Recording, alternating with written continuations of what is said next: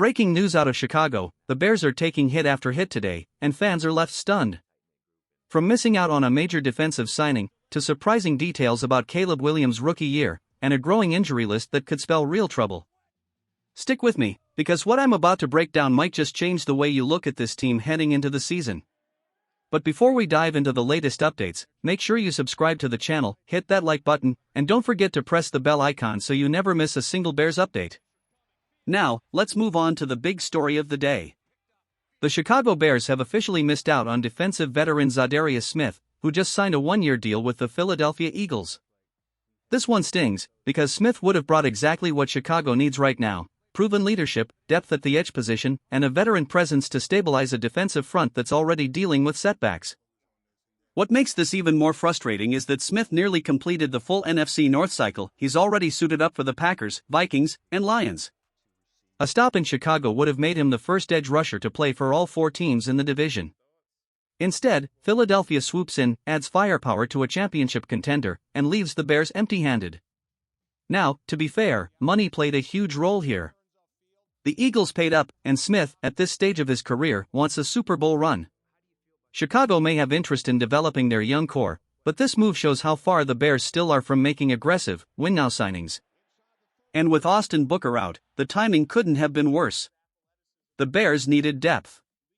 They needed experience. And once again, they're left searching for answers. Now, let's get into the bombshell report about Caleb Williams' rookie season and just how messy things really got behind the scenes. This comes from NFL insider Tyler Dunne, who spoke to multiple sources close to the Bears, painting a picture that was far uglier than most fans ever realized. According to the report, tensions between Caleb Williams and the coaching staff reached a breaking point late in the year. The most dramatic moment came on December 26, when the Bears hosted the Seahawks on Thursday Night Football. Fans at home never saw it because it happened during a commercial break, but coaches and players on the sideline will never forget it. In the middle of another crushing loss, interim head coach Thomas Brown tried to explain something to his rookie quarterback. And Caleb? He wasn't having it. Instead of listening, he walked away. That's when Brown snapped, pressing his headset and shouting across the sideline, "You get your butt back here right now. Don't you ever walk away when I'm talking to you." For those who knew Brown, a calm, measured leader, this outburst said everything. Another assistant coach recalled the moment and said it felt like the season completely unraveled right then and there. But here's the thing: insiders now claim the warning signs had been there for months. Caleb had already lost faith in Matt Eberflus, tuned-out offensive coordinator Shane Waldron, and by the time Brown took over, he wasn't interested in hearing from him either. One source put it bluntly: Caleb knew changes were coming, and he wasn't about to invest in a coaching staff that he believed wouldn't be around next year. It's a troubling look inside a rookie season that should have been about growth, but instead was filled with dysfunction, frustration, and clashes on the sideline. Transition, and unfortunately, the bad news doesn't stop there, because the latest injury report for Chicago is raising even more red flags. Now here's where things get even more concerning. That sideline clash with Thomas Brown wasn't an isolated outburst, it was the breaking point of a much deeper issue.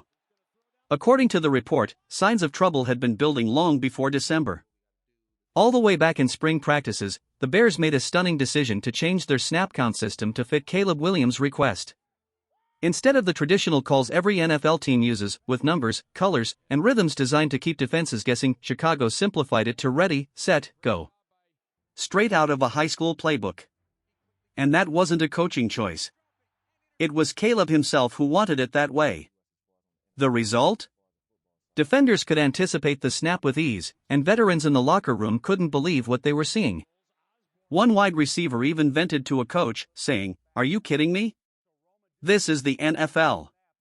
We can't be running JV signals out here." That's when tension really started to build. Veteran leaders like Keenan Allen and DJ Moore reportedly grew frustrated, not just with the lack of professionalism, but with the sense that the organization was bending over backwards to cater to a rookie. And let's be clear, nobody expects the number 1 overall pick to get hazed or thrown to the wolves. But in the NFL, respect has to be earned. The best quarterbacks come in prepared, capable of handling pro-level systems, and willing to grow with their teammates. Instead, Chicago found itself adjusting the entire offense for a rookie who wasn't ready to meet the standard. For some inside Halas Hall, that was the red flag. They saw the signs months before the meltdown on the sideline. And now, looking back, it feels obvious the foundation was shaky from the very start. Transition, but as if locker room tension and rookie drama weren't enough, the latest injury report might be the toughest blow yet for this team. Now, here's where the report gets even more troubling. Multiple sources claim that when plays were sent in from the sideline, Caleb Williams often looked completely lost. Coaches recalled him staring at his wristband for an unusually long time, as if the calls were written in another language. Even worse, when he finally relayed the play in the huddle, insiders say he got it wrong nearly half the time. That left receivers and linemen lining up in the wrong spots, something Bears fans will remember seeing way too often last season. Now, in fairness, the coaching staff deserves its share of blame. Matt Eberflus was never a steady presence for a rookie quarterback. Offensive coordinator Shane Waldron wasn't much help either. And by the time Thomas Brown was elevated to interim head coach, the damage had already been done. Caleb was frustrated, checked out, and clearly disconnected from the staff around him. But frustration aside, here's the problem: Williams reportedly carried himself with an attitude that rubbed veterans the wrong way. On Hard Knocks, he was often seen sitting with arms crossed, disengaged, sending a message that he wasn't buying in. And according to one coach, Caleb came off like a know-it-all, a quarterback who wanted greatness, but didn't want to put in the grind that greatness demands. Meanwhile, Brown himself skyrocketed through the organization, going from a lower-level coach to offensive coordinator and then interim head coach in just 4 weeks. A remarkable rise for him, but it only highlighted the chaos surrounding Williams during his rookie season. At the end of the day, the Bears weren't just dealing with a young quarterback's growing pains, they were juggling an unstable coaching staff, a fractured locker room, and a rookie who didn't seem willing to meet them halfway. The troubling stories don't stop there. Sources claimed that when Williams wasn't clashing with coaches, he was overstepping with veterans, even telling seasoned wide receivers how to run their routes before he had proven himself on the field. Inside the meeting rooms, the picture wasn't much better. Coaches recalled him sitting silently, disconnected, sometimes on the wrong page of the game plan, and at times leaving film sessions altogether. To many, it came across as a young quarterback who simply wasn't locked in. Now, to be fair, perspective matters here. Every one of these accounts came from former coaches who are no longer with the organization. And with a coaching staff that was collapsing week after week, you can argue some of these claims might be exaggerated. Still, what can't be denied is that Caleb's rookie season was turbulent from start to finish. The narrative around Williams has since shifted under Ben Johnson's leadership. By all reports, the quarterback has been far more engaged, more focused, and is working to repair his image inside the locker room. But the damage of that first year lingers as a reminder: poor coaching and organizational chaos can derail even the brightest talents. At the end of the day, the Bears held one of the most valuable assets in all of professional sports, the number 1 overall pick at quarterback. Yet instead of building a stable foundation around him, they became their own worst enemy. What should have been a year of growth turned into one filled with turmoil, finger-pointing, and missed opportunities. The past is the past, but the question remains: was Caleb Williams more of a victim of dysfunction, or a contributor to it? The truth may never be fully known. What is clear, though, is that Chicago can't afford a repeat. Not if they want to turn the page and finally build a contender. Transition, and speaking of setbacks, the latest injury report out of Chicago paints a picture that's just as concerning. Let's break it down. And now, let's move into what I believe is the toughest update of the day, the injury report for the Chicago Bears. It's not looking great. Running back Roschon Johnson is still dealing with a foot injury, and linebacker TJ Edwards missed practice again with a hamstring issue. That's now back-to-back absences, and anytime a key defensive leader is sidelined with a soft tissue injury, it raises real concern about his availability. There is a bit of good news, though. Cornerback Josh Blackwell, who's been nursing a groin injury, was finally back on the field in limited fashion. Defensive lineman Dominique Robinson also returned despite battling an oblique injury. Both are trending in the right direction, though they're not fully clear yet. And then there's Jaylon Johnson. He's still limited in practice, which means he's not at full strength, but the Bears are hoping he can push closer to 100% by Saturday. His presence in the secondary is absolutely critical, especially with the schedule only getting tougher from here.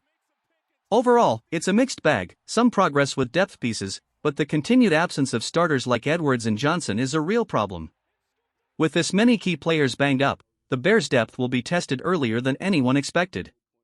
To wrap up the injury report, Kyle Monangi was also limited today with a hamstring issue. On the brighter side, Jaquan Brisker and Tariq Stevenson are both cleared and ready to go, a huge relief for the secondary. Still, with so many starters banged up, this could force Chicago to adjust their game plan moving forward. Definitely something worth keeping an eye on. Now, looking ahead to this week's matchup, the spotlight shifts to Ben Johnson.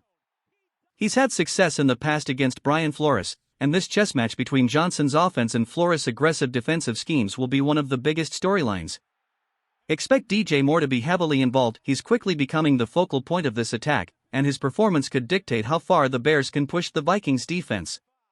At the end of the day, this team is at a crossroads. Missed opportunities in free agency, a rocky rookie year for Caleb Williams, a wave of injuries, and now a critical divisional showdown on the horizon. Chicago has a chance to prove resilience or risk falling back into the same frustrating patterns that fans know all too well. One thing's certain, the next game will tell us a lot about whether this Bears team is truly ready to turn the corner.